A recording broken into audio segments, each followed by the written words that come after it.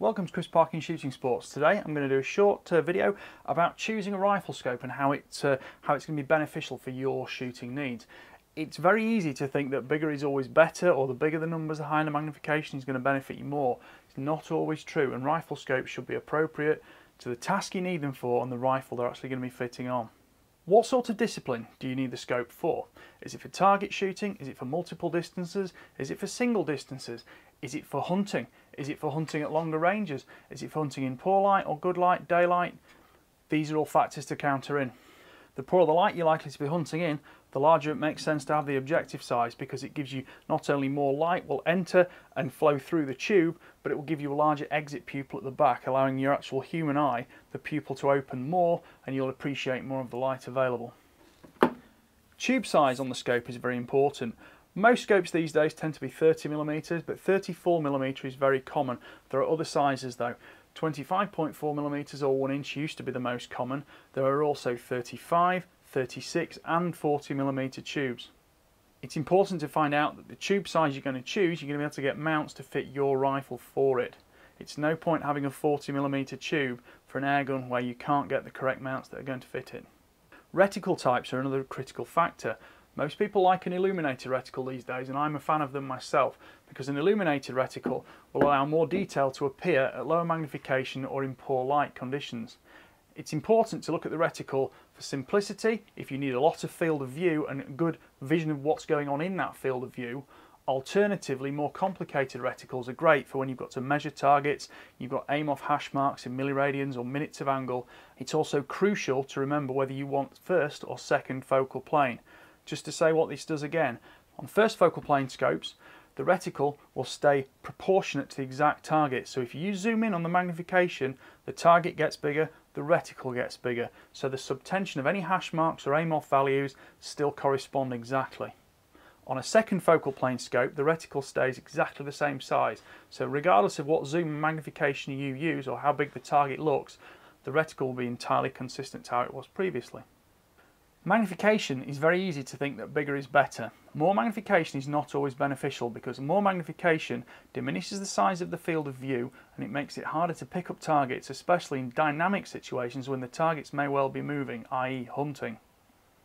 The actual type of target you're engaging is also critical. If the targets are very small, yes, you will likely need more magnification, but if the targets are physically quite large, regardless of distance, you don't necessarily need a huge magnification factor. Most scopes offer a magnification range that varies alongside the erector tube. This can be either a 4x, 5x, 6x, even 8x zoom ratio. So for example, if a scope is a 3:12, that is a 4x zoom ratio. If the scope is a 3:15 magnification or a 5:25 magnification, that means it's a 5x zoom range and 5x erector tube zoom ratio. Minimum and maximum magnification are the most crucial values, although generally speaking most people will spend most of their time somewhere in the middle, and I would always say, especially when hunting, you've often got time to wind magnification up, but you've rarely got time to wind magnification down. So get into the habit of, when you're carrying your rifle, wind it back down to the lowest setting. You'll see in front of you there's a lot of scopes here, and I'm going to go through them one by one in a second, but external adjustment is a very common factor nowadays, and for people who want to shoot multiple distances, having an external adjustment turret makes things a lot easier for dialing for different distances after you've actually calculated the dope, which is data on previous engagement, of your actual ballistic trajectory of that particular ammunition type. External adjustments can work with locking turrets, with non-locking turrets, lift to turn, push down to turn even, or they might still be under a cap itself. Traditionally speaking, scopes had quite a low cap sometimes, and what that meant was you could just take the cap off and you might be a fingertip or a coin turn or a screwdriver to turn to zero the scope for one distance and just leave it alone. The physical size of a scope is often underestimated, and especially on smaller rifles it can be difficult to make a larger optic fit. There is also the factor of the eye relief that the scope offers. Sometimes on a smaller rifle with a longer, larger magnification scope, it can't physically get the scope far enough forwards to make sure that the shooter can see the full circular field of view without any vignettes. Therefore it's important not to pick a scope that won't physically fit your rifle or the shooter.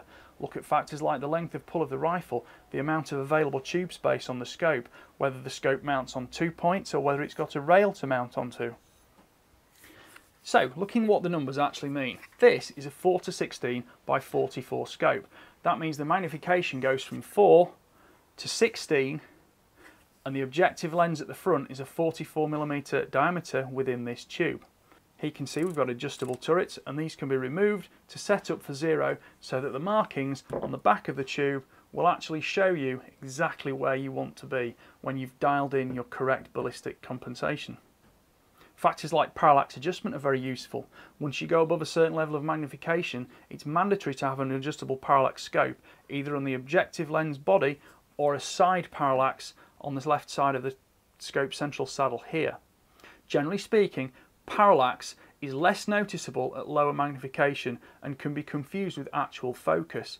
Bear in mind, many rifle scopes that are fixed magnification or fixed parallax are designed to focus and be parallax free at 100 metres from a shooting environment. Now if you go much shorter than that, for example on air rifle or a rimfire, if you can't dial that parallax shorter, you'll never get true focus. There are also other issues to do with parallax and the actual movement of the reticle relative to your head position and eye position on the stock, which can affect your point of impact. So this Element Helix scope is kind of the entry level of the Element range, and Element offer you a good choice of different options. If we look here, this is the Nexus. So generally speaking, although it looks quite similar externally, the lens quality, the coatings on the lenses, the mechanics within are all made or coated to a slightly higher level, higher specification with better quality control. That's not to say the Helix is a poor scope. It just means that the Nexus is the next step up. It's a slightly better scope, you'll get a little bit more light transmission through the optic, and you'll generally get slightly better image resolution, colour contrast, and other factors to do with the brightness of the scope and just the quality of the image you're looking at. In the middle of the Element optics range, this is the Titan. The Titan has got a large amount of vertical and windage adjustment, and it's in a 34mm main tube, partly to give more space inside for the various internal tube packages and optical packages to physically move up and down and give you that angular movement which changes your windage and elevation. The more space you've got within that tube for the smaller tube within to move, the more angular adjustment you can facilitate. So, changing over now from sort of entry and medium to high level optics like these Element, we move on to a company like Schmidt & Bender. And here are some examples of scopes you might see in this range. This is a fixed 8x56 scope, which means it's got 8 times magnification and a large 56mm objective lens. The 56mm objective lens allows the most light to enter the tube and transit down within the tube through the lens packages out onto the ocular lens where your eye is behind. This is one of the finest low light scopes and great for hunting because it's very simple. There are no adjustments to make, nothing to get wrong. This classic scope is a great example of a capped dial. So you take the cap off to make adjustments to windage and elevation via firm clicks inside. The clicks and how they feel on the scope is quite indicative of the internal build quality. Firm clicks that you can feel and not just need to see are an ideal benefit in poor light conditions, and especially when you've got multiple ranges to use. But just when zeroing on a scope like this, a good firm click makes it much easier. Click values can vary between optics manufacturers and optics models. Centimetre clicks, milliradian clicks, or minutes of angle clicks. All will be found on different optics in different ranges and suit different preferences. None are fundamentally better than the other, none are fundamentally more accurate than any other. But they will suit personal preference, and most people tend to stick to either the metric milliradians or the imperial minutes of angle system, which tends to correspond more with inches, whereas the milliradians tends to correspond better with centimetres, metres, millimetres and things like that.